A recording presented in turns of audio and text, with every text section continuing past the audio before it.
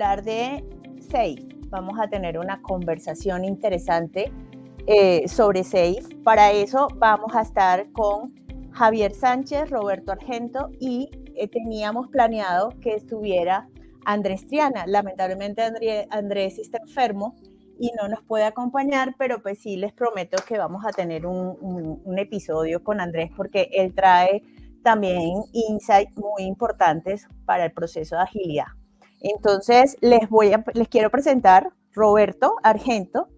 Tiene más de 30 años de experiencia en tecnología y destacada formación académica. Es un experto en áreas claves como automatización, BI, ingeniería de software, PPM y transformación digital. Actualmente se destaca como asesor estratégico de SAFe y es candidato al SPCT en Scale Agile. Líder mundial en el framework SAFe para Business Agility. Roberto es uno de nuestros invitados. Roberto, ¿cómo estás? Y nuestro otro invitado es Javier Sánchez. ¿Cómo estás, Roberto? Bien, gracias, Mariela. Un placer estar aquí con ustedes. Bueno, Roberto, voy a presentar a Javi y entonces ahí ya comenzamos. Nuestro otro invitado es nuestro CEO, Javier Sánchez. Javier es gerente de TI, coach en Lean Agile, con más de 16 años de experiencia enfocado en impulsar el crecimiento empresarial con equipos felices y productivos, experto en proyectos de tecnología en diversos sectores y certificado en prácticas Agile, SAFe, Scrum y Lean, entre otras. Hola, Javi. Hola, Mari. Hola, Roberto. ¿Cómo están? Hola, Javier. Muy bien. Muy bien. Por acá muy contenta, bueno, un poquito triste porque Andrés está enfermo, lamentablemente pues amaneció enfermito, pero bueno, tendremos otro espacio luego con Andrés. Hoy vamos a hablar los tres, entonces, ¿cómo están? ¿Cómo llegan a este espacio? Bien, muy bien. Estoy contento de estar aquí otra vez con mi amigo Javier, acá ya muchas historias juntos. E é sempre um prazer aqui estar ponendo em prática mi portunhol, mi portunhol avanzado. Portuñol. Bueno, ahí vamos viendo con el portuñol. Ahí sí aprendemos nosotros. Por lo menos yo voy a aprender el portuñol. Javier já está muito acostumbrado com mi portunhol. Es con su portunhol también, ¿no, Javier? Yo les voy haciendo la traducción. De hecho, cuando tuve la oportunidad de trabajar con Roberto en Brasil, él también me hacía la traducción al portugués del portuñol mío. Un poco difícil de entender, pero bueno. Gracias, chévere. Un gustazo. Ya sabemos entonces que va a ser por portuñol, ya todos los que están conectados entendieron cómo va a ser el lenguaje que vamos a utilizar, entonces creo que podemos comenzar si están de acuerdo. ¿Sí? Sí, Mari, claro que sí, sí. De hecho, creo que sería importante, si te parece, antes de comenzar, creo que más que solo quizás hablar de SAFe, creo que ahí sería bien interesante como de hecho tener aquí a Roberto, experto y representante del tema, también ver como cuál es el punto de vista desde el framework y desde la implementación de algunos de los temas. Yo también quisiera, seguro, frente a las preguntas que van surgiendo, dejar un poco fluir la conversación y desde ahí también ver frente a las experiencias cómo nos ha ido con diferentes, digamos, procesos de transformación, ¿no? Entonces, pues nada. Súper. Bueno, entonces, ¿qué les parece si para comenzar a hablar del tema, hablamos un poco de cuáles son esos desafíos a la hora de implementar SAFe en un entorno empresarial, ¿no? ¿Cuáles serían esos desafíos como para introducir el tema? Y entonces ahí seguro ya nos vamos desarrollando, ¿no? Todo lo que se vive en una implementación en estos 40 minutos que tenemos. Claro que sí, no sé. ¿Empiezo yo? Dale, Roberto. Sí, no, yo creo que es importante que mucha gente no se ha dado cuenta que hubo un cambio muy importante en los últimos 3 años, ahí, desde 2019, 2020, hasta ahora, en términos de realidad escalada de agilidade empresarial. Se estivéssemos falando de 2018, 2017, quando conheci Javier e começamos a trabalhar juntos, a agilidade é um tema que via desde abaixo, não? Mesmo SAFe, o mantra de SAFe era treinar gente e lançar trenes, não? Começávamos desde abaixo, a identificar os equipos ágiles, poner equipos ágiles trabalhando juntos, que nós chamamos de Agile Release Train. E aí ter outro Agile Release Train, outro mais, e aí, ao fim de um processo, aí falaríamos de portfólio management, lean portfólio management da organização. Esse é o cenário da implementação mais comum de agilidade em escala de Business Agility hasta 2020, por aí, 2019. O que passa é que hoje em dia nós estamos, há muitas companhias que nos ligam desde arriba, não?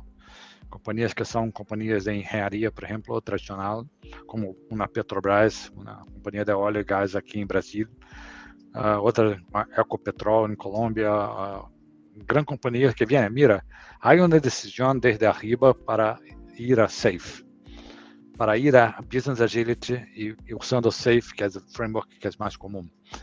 Então, isso cambia totalmente o challenge. Naquele momento, há 4 ou 5 anos, o principal reto que tínhamos era como transformar algo que estava funcionando muito bem em equipos em uma cultura organizacional, não? Como convencer os diretivos e diretivas que deveria haver este cambio e que para eles é importante para que eles participassem deste cambio, não somente patrocinando o cambio, suportando o cambio, mas também cambiando sua forma de trabalhar, sua forma de relacionar-se com sua gente, sua forma de cobrar do trabalho de seus equipos. Hoje em dia, esta gente já entende a necessidade de cambio, mas todavia temos o reto de que os executivos creem que o tema de transformação é tema de seus mandos médios e seus equipos, não de eles mesmos. Então, eu creio que esse é sigue sendo como que os C-level, os vice-presidentes, os diretores têm que ter em mente que eles têm que liderar o cambio, que não se pode delegar isso. Eu creio que esse é o principal reto que aún temos em la maioria das companhias. No sé, Javier, ¿cómo tú ves? Sí, Robert, complementando lo que comentas, yo creo que justo este tema de implementación no es digamos, diferente a un proceso de cambio, como dices, en las organizaciones, que de hecho se basa en yo digo, grandes implosiones grandes implosiones de cambios individuales que sumados a un gran propósito llevan a la organización a una mejor versión de sí misma, ¿no? Creo que eso, de hecho, lo que digamos, he encontrado que justo ese desafío está en combinar muy bien el proceso de transformación del ser al hacer y del hacer al ser, digámoslo así. Creo que no hablando de SAFe en particular, sino de implementación de un marco de buenas prácticas, llámese SAFe o cualquier otro, creo que el riesgo inherente está dado porque las personas entiendan lo superficial, ¿cierto? Y lo superficial en un proceso de este estilo son las prácticas, las herramientas, las rituales, ¿cierto? Y de alguna manera se queden con eso, que eso es muy, muy visible de alguna manera, ¿sí? Y muy, muy popular, ¿sí? Es fácil, ¿no?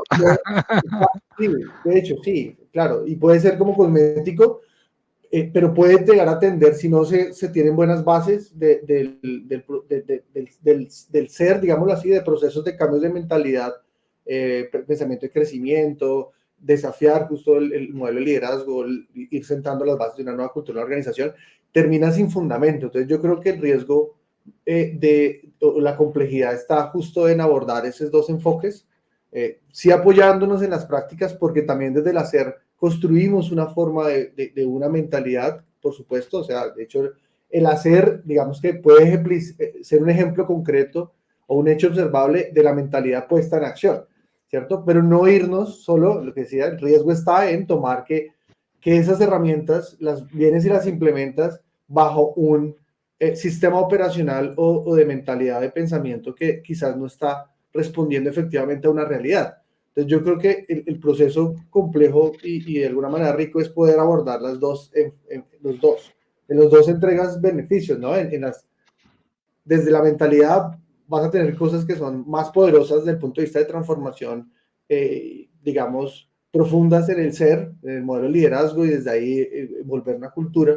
Y desde las prácticas, pues vuelves concreto algo visible, accionable, repetible, mejorable, algo concreto dentro de la cultura. Entonces yo creo que es una buena combinación de los dos, y me parece que un poco remontándome experiencias, de hecho algunas también con Roberto y demás implementando, creo que el balance, no tanto balance, debe haber una armonía. Hay momentos en que quizás el hacer va a empujar un poquito más, ¿cierto? Pero va a haber un punto donde puedo generar una deuda técnica de lo que sería el proceso de transformación individual, desde el liderazgo y los mandos medios, como comenta Roberto. O sea, y creo que hay que irlo como armonizando, en que cómo vamos articulando también los cambios individuales, el proceso de desafiar el líder con que el cambio no es que los demás cambien, sino que el cambio viene desde su ejemplo, y desde ahí se definen digamos, estándares culturales dentro de la organización y el ejemplo a seguir, pues, que da desde el líder. Pues, pero entenderme más que es un poco de ambos, no sé, Robert, ¿cómo lo ves? Sí, yo creo que sí.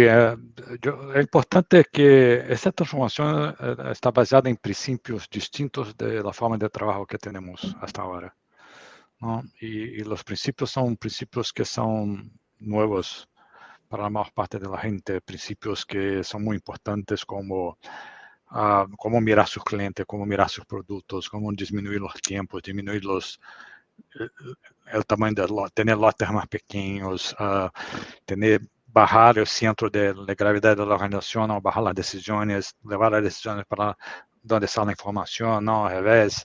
Esos son cambios, no son cambios sencillos para las personas, ¿no? Aún más si las personas no invisten el tiempo para entender estos cambios, para entender esos principios, ¿no? Los principios de flujo, los principios de system thinking, los principios de la gestión de cambio, como tú comentas, son principios que son muy importantes, que están basados en años de investigaciones, que hay un conocimiento muy sólido sobre todo eso, pero otra vez, ¿no? Mucha gente se contenta en conocer las prácticas, ¿no? ¿Qué hace un Scrum Master? ¿Qué hace un Release Train Engineer? ¿Qué hace un Product? No, eso es importante, pero las prácticas están para implementar los principios que son abstractos, ¿no? Si uno no comprende los principios, no comprende por qué estamos haciendo estos cambios, ¿qué va a pasar? Es que se va a adaptar al framework, cualquier que sea el framework, se va a adaptar porque aquí somos diferentes y se acaba adaptando al framework para no hacer los cambios que son los difíciles, ¿no? Entonces creo que es un tema muy importante, es el conocimiento, que hay mucho conocimiento importante, sólido, de finanzas, de marketing, de psicología de nuestros clientes, de customer behaviors, comportamiento de los clientes, que han cambiado mucho en los últimos años, que mucha gente no hace la inversión necesaria para entender y para difundir este conocimiento en la compañía.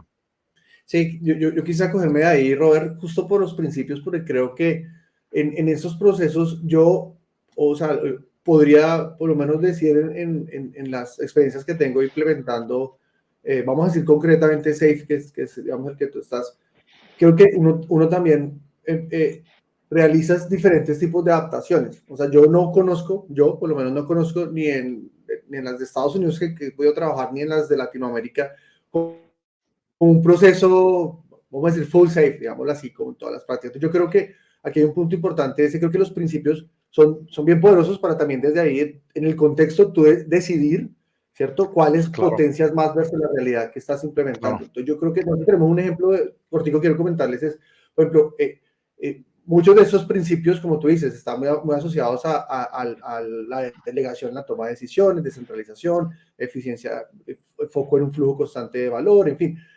Y el tema de medir lo que realmente importa dentro del proceso. Nosotros justo como en la evolución con uno de nuestros clientes en varios países, empezamos a trabajar todo ese tema de métricas, ¿no? De hacia dónde medir, qué es importante medir, ¿cierto? Y en ese momento yo recuerdo que Safe no había planteado, por ejemplo, el modelo de métricas que tenía, por un lado, el value o el business value, el performance y todo lo que son los comportamientos. Y nosotros, antes de que pues, Safe, digamos, lo lanzara, nosotros, voy a decir, tomamos parte de los principios de Safe, ¿cierto? Y demás, interactuamos bastante, pusimos en práctica cosas y llegamos a abstracciones, que en ese caso fue como, un proceso de transformación se debería medir entendiendo como un trípode de variables, ¿cierto? Y fue bien curioso porque ya después vimos que hubo un lanzamiento del modelo de medición que tenían Safe, ¿no? Con eso lo que quiero decir es que para nosotros fue parte de alimento en sí soportarnos en Lean, en los principios que también contiene Safe. Desde ahí iteramos bastante, de hecho con un cliente muy importante, y llegamos a algo que curiosamente después Safe, digamos que lo regula, ¿no? Por parte del feedback de la comunidad, no sale, digamos, básicamente eso. Sí, creo que Safe, así mucha gente acha que Safe está, que Jim Leffel está encerrado en la oficina con 3 otros locos para escribir que es Safe. No, Safe es desarrollado justamente la interacción con los clientes, con los socios de negocio, como Intech y como los otros. Y ahí estamos, por ejemplo, en los últimos meses de Nashville, que es Safe Summit, empezamos a introducir en el framework el concepto de portafolio de portafolios, concepto de Enterprise Epics, que son épicos muy grandes que cambian toda la organización. Son conceptos que la gente está haciendo. Porsche está haciendo eso, está haciendo experimentos por ahí. Boeing está haciendo experimentos por ahí. Y nosotros estamos junto con ellos, entendendo cómo están haciendo, aprendendo con ellos y viceversa. Y ahí sí, nosotros tenemos la responsabilidad. Se me fue Roberto. Te escucha, Robert, el mic. Robert. Hola, hola. No lo escucho yo tampoco. Hola, hola. Sí, creo que te fuiste, Robert. El micrófono, por lo menos. No nos está escuchando él tampoco, creo. Sí, creo que quedó oído de... Dile por ahí por el... Siri estaba hablando conmigo acá, creo que fue, perdona. Ya, sí, con razón. No la invité pero estaba comentando que estamos trabajando, por ejemplo, agora Petrobras está discutindo como aplicar Safe en su centro de desarrollo e investigación, que es un centro de más grande del mundo de R&D. Y cómo aplicar los conceptos, los principios se puede aplicar, pero las prácticas hay que se adaptar en otro contexto. Entonces, creo que ese es el secreto, Javier. No hablamos de eso hace ya varios años, ¿no? Comprender muy bien los principios, el conocimiento que está por trás, los más de 100 libros que tienes ahí de todos esos conceptos, para poder olhar la realidad de un cliente y aplicar las prácticas, los papeles, los roles, los rituales, lo que sea, a realidad de este cliente, pero sin romper con los principios que son muy importantes. Por ahí está Intech, los consultores que tienen que tener la sensibilidad, ¿no? Y otro punto muy importante es el cambio, ¿no?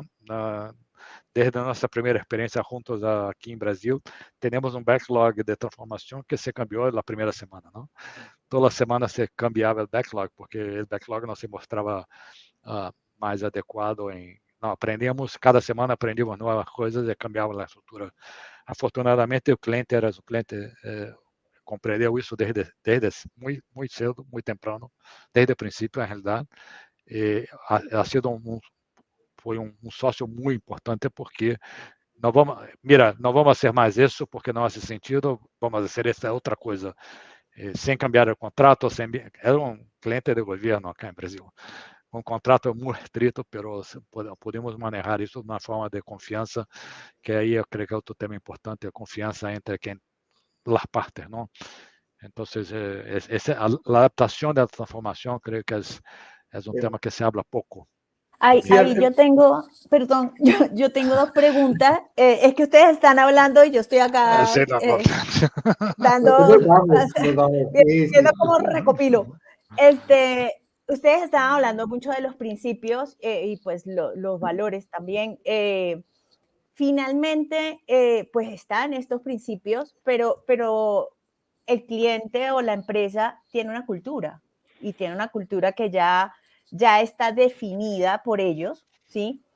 Y ahí se me viene, incluso Javi también hablaba de la cultura, hablaba del liderazgo, y finalmente la cultura de la organización la hacen los líderes y las personas que la forman, ¿no? Y ellos se mueven de acuerdo a unos valores, a unas creencias, y todo esto para qué estoy diciéndolo, para preguntarles es, en ese sentido, tenemos esos principios de los que ustedes están hablando y tenemos los valores del cliente, ¿sí? ¿Cómo hacemos para que esas dos cosas se hablen? ¿Cómo hacemos? Porque no necesariamente los valores del cliente están en congruencia con los principios que nosotros queremos llevar, ¿no? Yo sé que Javi dijo, pues no todos los implementamos, priorizamos, pero a mí sí me gustaría, creo que las personas que nos están escuchando les podamos dar como un ejemplo de cómo hacemos para alinear esos valores y que esa cultura que tiene el cliente nos ayude a avanzar en ese proceso de implementación.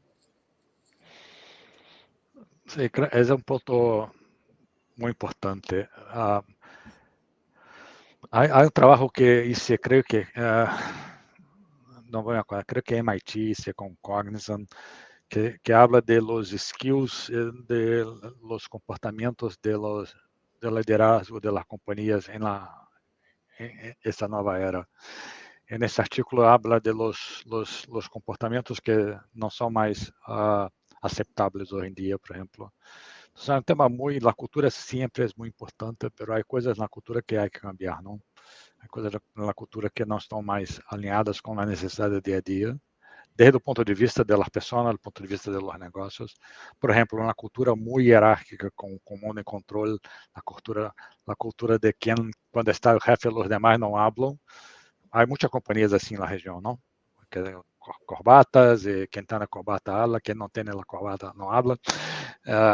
Esas son culturas muy complicadas, entonces ahí creo que hay otra vez, hay que entender quais são os valores. Há valores que não se pode cambiar, la ética, valores de respeito por las pessoas. Esses são valores que a companhia tem, que não se podem cambiar, não se deve cambiar, e nada se está propondo cambiar.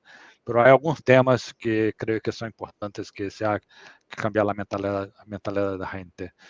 Mas outra vez, o importante é saber justificar porque há que fazer estes cambios. Porque que há que fazer um cambio, porque se tem que cambiar uma cultura muito hierárquica, onde a gente mira, os C-level vice-presidentes tiveram uma carreira profissional de muito êxito, trabalhando de uma forma.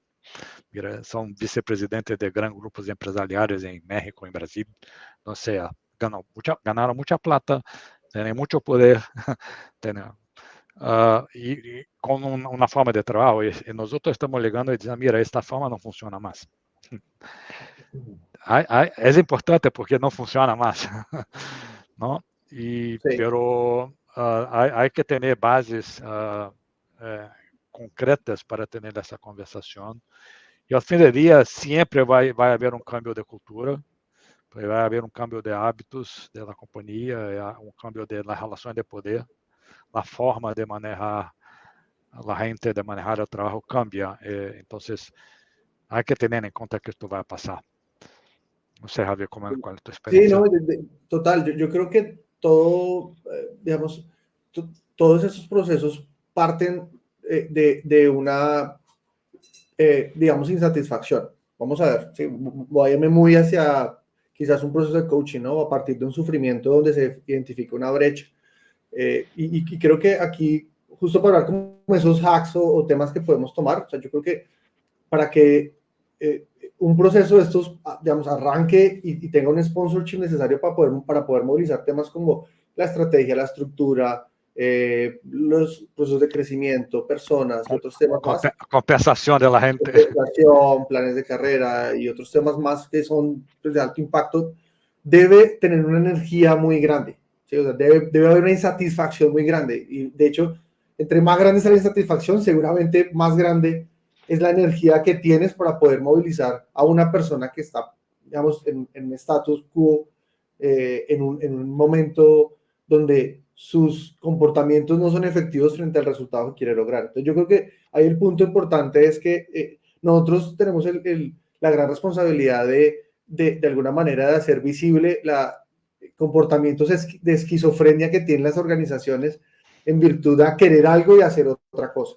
¿Sí? Entonces yo creo que ese es un punto importante que desde el liderazgo, porque para poder accionar una nueva estrategia que muy seguramente acarrea movilizar estructura, movilizar muchas cosas, y eso va a pasar en la medida en la cual se tengan estas decisiones difíciles, ¿sí? Conversaciones y decisiones, lo llaman los hard choices, ¿sí? De la organización, en virtud de movilizarse hacia, hacia una nueva versión de sí misma, y yo creo que ese es un punto importante, ¿no? El desafiar un poco, movilizar los líderes frente a esa insatisfacción, y desafiar, o sea, es un proceso constante de conversación. Yo diría que la herramienta principal es mucho conversación, observación, porque es de alguna manera para que tú como consultor, como coach, no te vuelvas el punto de observación dentro de un proceso que es doloroso, ¿sí? Termina siendo tú digamos que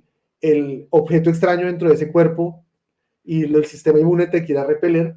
Tú tienes que tener la capacidad de poder generar la observación y de alguna manera como un hack, ¿cierto? Que es entrar a un sistema y no ser identificado y generar un cambio que en potencia puede movilizar cosas grandes. Creo que es esa capacidad para poder entrar, y entrar es conectar, empatizar, ¿cierto? Entender las motivaciones profundas que tiene una organización y un líder para poder movilizar un proceso de este estilo, y desde ahí ayudar a generar pequeños, grandes, digamos, implosiones que hagan que las personas vayan encontrando justo esa motivación para ir generando un cambio, una estructura, que a larga termina siendo parte vital en un proceso de estrategia de este estilo, ¿no? Ya sea virtualmente o en algún punto modificar, pero la estructura es parte de la estrategia de generar una movilización diferente en la organización. Y eso cuesta, duele, ¿no? No nos queremos mover mucho, entonces creo que eso es importante. Robert, no sé. Sí, no, creo que un buen ejemplo para eso es el tema de que Kotler habla de sentido de urgencia, ¿no? Crear un sentido de urgencia para el cambio. Y es muy interesante porque tú y yo trabajamos en un cliente en 2019, principio de 2020, que no creía en trabajo remoto, no había nadie trabajando desde casa, la gente no tenía notebook, la gente no tenía cómo acessar los sistemas de la compañía desde su casa. Y simplemente el día 16 de marzo de 2020, el mundo se cerró y nadie preguntó si iba a trabajar de casa o no. Esa es la nueva realidad, punto. O sea, ahora tenemos que incorporar el homework, porque senão não vai haver companhia mais. Entonces, ese es el sentido de urgencia, que se hubo un cambio en la cultura, un cambio en las creencias de esses ejecutivos que não creíam que se podia trabalhar desde casa, que não confiavam na gente para trabalhar desde casa, pero em 3 dias tiveram que cambiar totalmente por el tema de realidade. Creo que claro que esse é um exemplo extremo, não? Sí, claro. Porque do que estamos hablando, que estava hablando Javier, não? De qual é o sentido de urgência, por que estamos fazendo este cambio. En pandemia foi muito claro, o banco aqui, Brasil Itaú, era um banco que não creía em homework. Públicamente, ele dizia, não, a gente tem que trabalhar desde nossas oficinas. Banco que tem, não sei, 90 mil empregados. Pero em um dia, em uma semana, tiveram que cambiar suas crenças para suportar um cambio que ha sido muito agudo, não, muito pontual, muito trágico, pero isso passa, não? Isso passa todos os dias. E a resistência, então, há que identificar qual é o sentido de urgência, porque o cambio não é fácil, não? Como tu comentavas, Mariela, é cambio de anos de crenças, anos de forma de trabalho. Se não está claro para todos por que estamos haciendo esta tonteria de transformação, porque está safe, dá muito trabalho, muito complicado. Sim, ¿por qué? ¿Por qué es clave? De hecho, ahí quiero retomar lo que tú estás diciendo del sentido de urgencia, ¿no? Y del cambio, porque pues no solo las personas es parte de la cultura, no solo los líderes, sino los procesos. Y también hay un tema ahí que de alguna forma, no sé si llamarle el talón de Aquiles, lo que más nos duele, pero el tema de las perspectivas financieras, ¿no? Cómo de alguna forma la visión financiera impacta estos procesos de implementación, ¿no? Y eso es parte de la cultura también, porque también esto demanda cambios en los procesos y finanzas no está exenta, ¿no? Tampoco de hacer cambios. De hecho, lo que siento es que es diferente, o sea, finanzas debería estar incluida en este proceso de transformación. Entonces, sí me gustaría escuchar un poco cuál es su opinión al respecto, ya que estamos hablando también del sentido de urgencia. Sí, hay algo importante, si me permite, Robert, ahí entrar. Yo creo que la gasolina para un proceso de este estilo, organizacionalmente, vamos a ver que la brecha nos genera la energía para movilizar individual y colectivamente a una organización hacia un estado mejor de sí misma. Pero para que eso se mantenga consistentemente en el tiempo, debemos asegurar que haya un resultado. Y el resultado, que sea un resultado de valor. Y el valor es, digamos, los puntos de observación que tiene la organización, lo que es importante, justo para garantizar que esto vaya, digamos, siendo sostenible en el tiempo. Creo que la gestión financiera es vital y cada vez más está jugando un papel muy relevante. Vamos a decir que pasa desde unas funciones de soporte y de control de ejecución presupuestal típicas a una función estratégica. De hecho, creo que en varios de los procesos de transformación que he tenido la oportunidad de participar, cada vez más, digamos, mis interlocutores son CFOs, digamos, finance controllers, personas que están enfocadas en este estilo. ¿Por qué? Porque creo que en un proceso de este estilo, cambiando ese rol de ser un controller o de un proceso de controlar la ejecución presupuestal o solo fondeo, se vuelve vital la administración del ciclo de vida del valor, ¿cierto?, de mercado capitalizable hacia las iniciativas de la organización, ¿cierto?, con las iniciativas de la organización. Principalmente, Mari, y lo que comentas, la gestión financiera o el rol financiero creo que converge en lograr participar, como tú dices, tempranamente, de hecho, en el proceso de entender el mercado y entender la mejor manera desde los business case, ¿cierto? Complementando a otros perfiles que tienen un enfoque muy de la perspectiva de clientes, de oportunidad. Esta es una perspectiva que nutre esa, entendiendo la viabilidad, análisis de sensibilidad financiero, para validar primero cómo un caso de negocio puede tener potencialmente mayor probabilidad de éxito en la capitalización de valor. ¿Sí? Eso yo creo que es una responsabilidad muy importante. Creo que hay otra y es, por supuesto, el fondeo, ¿no? Cada vez más hablamos de movilizar modelos de fondeo que garanticen la transparencia, la participación, ¿sí? Y, por supuesto, la eficiencia en el fondeo de recursos, ¿no? Movilizar fondeos a capacidades más estables o movilizar el mecanismo que tenga la organización. Es una responsabilidad donde los roles financieros tienen una responsabilidad muy importante. También todo lo que llamaríamos la transparencia de la ejecución presupuestal. Yo cambiaría control de ejecución presupuestal por transparencia en la ejecución presupuestal. O sea, creo que lo importante es que el control en estos modelos, el control se hace a partir de la transparencia y el sistema como que se autorregula tomando las mejores decisiones en virtud de donde quiere ir. Entonces creo que ese es un tercer componente que es bien relevante y es asegurar que haya esa transparencia de que las hipótesis que se plantearon financieras desde el modelo de negocio en ese mercado versus lo que va pasando en la realidad versus sus modelos, sus forecasts, todo su análisis financiero, como que esa brecha se vaya cerrando y o se tomen decisiones, ¿cierto?, de redireccionar fondeo en virtud a oportunidades que los expertos en finanzas pueden también ayudar con ese área de dominio que quizás no tiene el product manager, el product owner, ¿cierto? Y puede ayudar a analizar cuál es la mejor, digamos que, enfoque que puede llegar a tener, ¿no? Y por supuesto, para cerrar el cuarto, y ahí creo que los beneficios. O sea, definitivamente esa propuesta de valor se cierra con que nosotros y desde el rol financiero se asegure y se esté constantemente, yo diría que implacablemente se esté validando los beneficios, ¿cierto? Y asegurando como ese proceso de realización de beneficios que sí puedan ser capitalizables y que de alguna manera tengan como ese rol de transparentar eso también para la organización, ¿no? Yo creo que es un rol muy, muy importante. Sí, seguro. Creo que hay dos puntos importantes ahí que me gustaría añadir. O primero es que justo salió esta semana nova guia sobre, en el framework, sobre Value Management Office, ¿no? El cambio de PMO a VMO creo que representa exatamente isso, Javier, que é a oficina para manejar o valor de la iniciativa, ¿no? No los proyectos, no los costos, pero el valor. Manejar valor. Creo que eso es muy importante que está alinhado justamente com o que você está falando. Outro ponto importante é que aqui também é conhecimento importante, não? Para falar com CFOs, para falar com os controles, com a gente, com os accountants, não, com os contadores, há que entender, não? Há que entender como manejar CAPEX, OPEX essa nova forma de trabalho que é perfeitamente viável, é perfeitamente factível. É aún mais, muitas vezes é aún mais eficiente do que aquelas formas que se hace hasta ahora.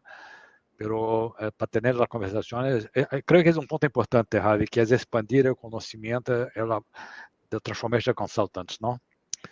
De los coaches. Não estamos falando mais da realidade solamente. Não estamos falando mais estamos falando de finanças, de marketing, de manejo de gente, de talentos, de comportamento organizacional. Estamos falando de muitas disciplinas, porque quando falamos de business agility, estamos falando da companhia toda, não?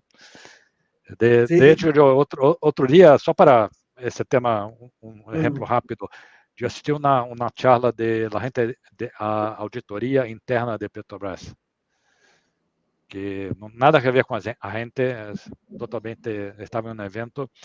Eles cambiaram a forma de auditoria de um processo cascada para um processo iterativo. O processo de auditoria antes era, nós outros, o auditor ligava em um departamento ex de Petrobras, tomavam uma sala, um salão para eles, uma mesa, e se quedava aí 6 meses encerrado na sala, pedindo evidências, pedindo documentos, pedindo 6 meses. Depois levava outros 4 meses fazendo o informe sobre tudo o que havia levantado durante os 6 meses que estiveram aí. Depois apresentava esse informe às áreas clientes e pensavam na peleia de está equivocado, está correto ou não está, e como uns 20% das recomendações eram implementadas, o processo tomava 3 anos, um processo muito complicado. O que hicieron? Cambiaram a forma de trabalhar, começaram a interactuar com seu cliente desde o primeiro dia. Mira, estou mirando, creio que há um problema aqui, que me diz desse problema? Não, este problema está...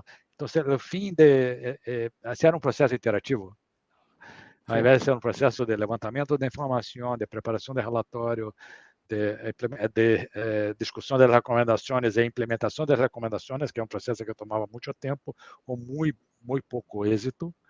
Cambiaram, vamos ser todas as semanas assim ciclos, não? Informação, avaliação, recomendação, né? Muitas vezes 40% das recomendações já estavam implementadas ao fim, na primeira fase do processo, e a taxa de êxito ha subido muito. Nada a ver com desenvolvimento de software, nada a ver, simplesmente princípios, não? Lotes pequenos, interação constante, transparência e confiança, não?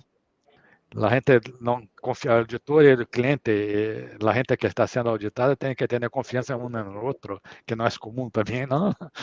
Temos que ter confiança que nosso objetivo acá é melhorar a companhia, não é descobrir falhas de gente, é diminuir o risco da companhia e de seus clientes. Então, creio que isso é muito importante. Passa o mesmo com a gente de finanças. Sí, y además, justo creo que a ver, si el objetivo de este proceso es entregar valor en tiempo más corto y de una manera sostenible, pues creo hay una práctica desde el punto de vista, estamos hablando de organizaciones con ánimo de lucro, hay un dominio de práctica, ¿sí? que habla justo de esa gestión del valor en el ciclo de vida del portafolio o demás. Entonces creo que hay un rol bien importante de gestión de conocimiento de las áreas, en este caso financieras, justo frente a lo que comentaban, de asegurar que el nivel de conocimiento frente a prácticas financieras, entiéndase, ¿cierto? La elaboración de los casos de negocio, análisis de un payback, un ROI, como tú decías, ver o hacer un análisis de sensibilidad financiero, ¿cierto? Y un forecast. O sea, creo que esto sale de áreas de control a áreas de habilitación de la transformación, ¿cierto? Sí. O sea, donde si queremos hablar de valor, todo el mundo debe perseguir el valor. Y de alguna manera, claro, a diferente nivel, hablamos de descentralización de la toma de decisiones, pero las personas de una célula deberían entender cuáles, digamos, los mecanismos para poder capitalizar lo que están realizando. O sea, y creo que, digamos, me refiero también a que se crean esos centros de excelencia, llamémoslo así, de prácticas en finanzas, que termina seguramente alineándose con el Value Management Office, ¿no? Que puede estar por ahí. Sí, principio número uno, no tener una visión económica, ¿no? Que es muy importante que toda la organización sepa cuál es la visión económica que tiene, ¿no? Hay un ejemplo muy interesante de eso en el libro de Cashner, de Flow, de Project Development Flow, Sí. que abre un proyecto de desarrollo de un nuevo de avión que había como 5.000 personas trabajando.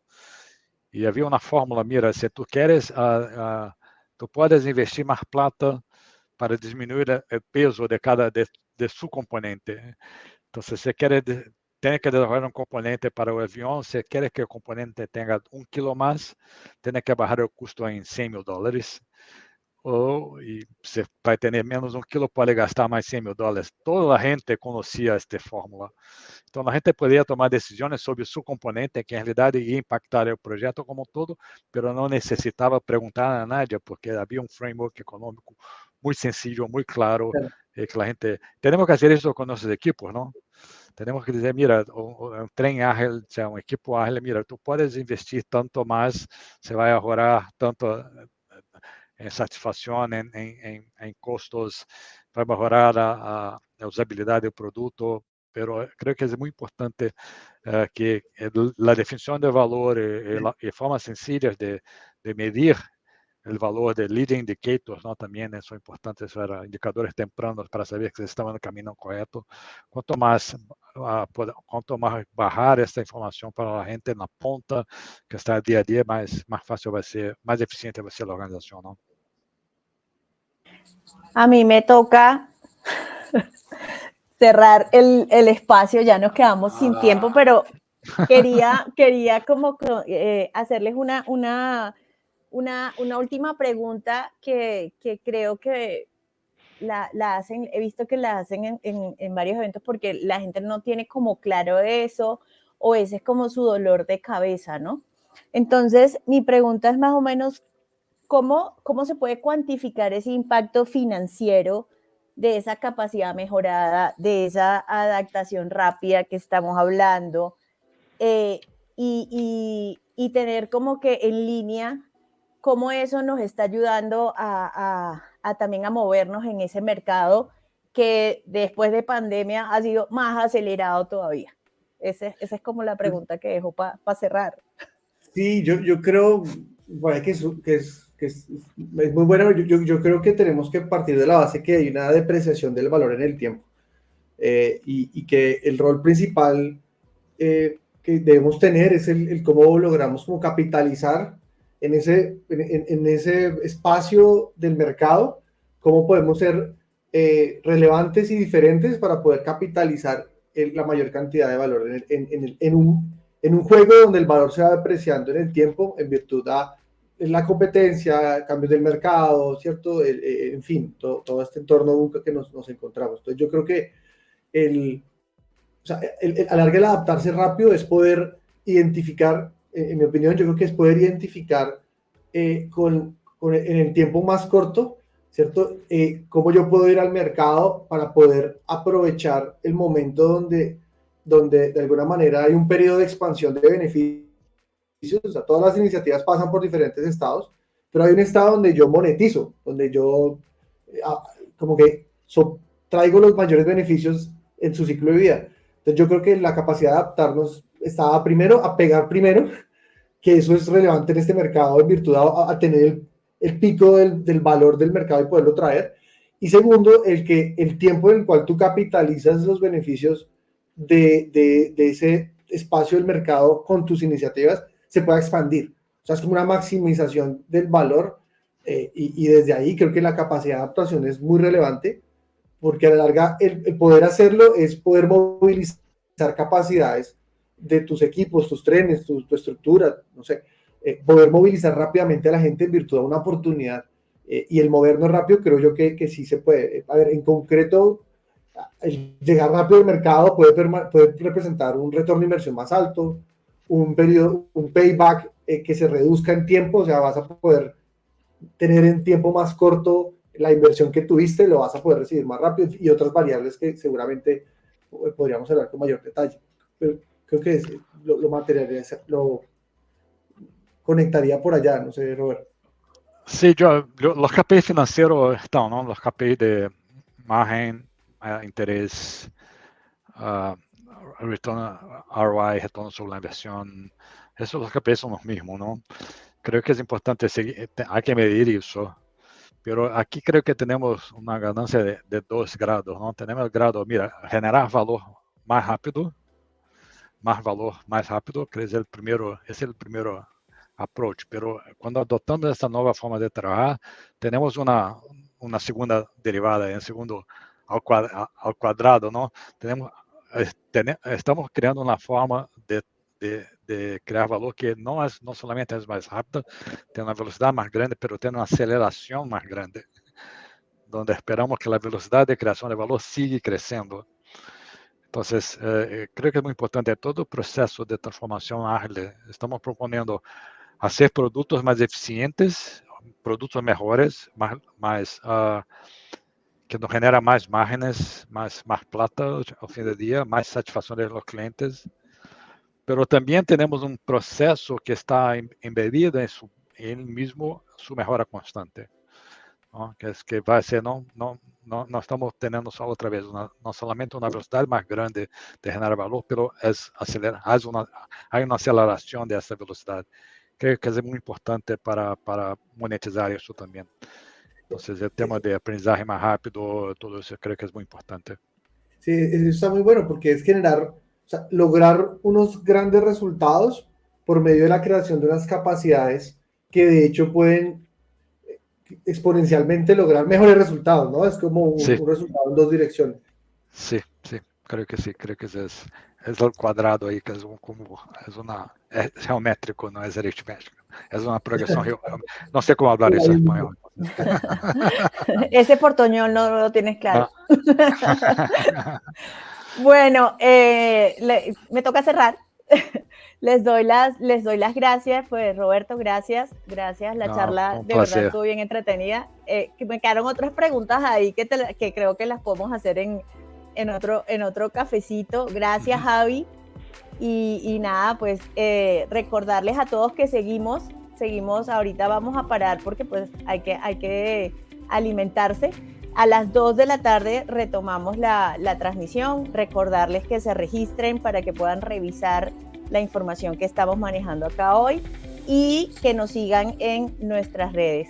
Gracias, Javi, gracias, Roberto. A ti, Mari, Robert. Un abrazo.